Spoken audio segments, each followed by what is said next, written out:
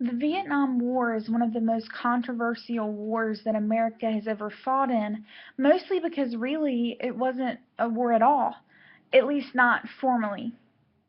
You see, Robert Ritchie, in his lecture The Apogee of Manifest Destiny in a Bipolar World, states that a war was never truly declared in Vietnam.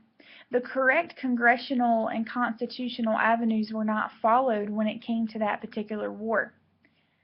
Additionally, and almost as a direct result of that, the Vietnam War is very, very hard to justify. America's purpose was certainly to defend the spread of communism, and one could clearly argue that the Vietnam War did aid America in preventing the spread of communism, the Vietnam War was part of the overarching Cold War. Many lives were lost in the Vietnam War, which caused many to question whether the end result really honestly justified the means. I think of my father as I look at the Vietnam War and study what happened in Vietnam during the war, and I can't imagine what he must have seen as he fought in active combat.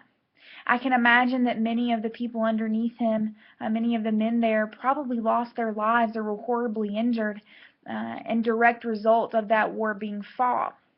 And I wonder what kind of anger and depression could have surfaced because of that.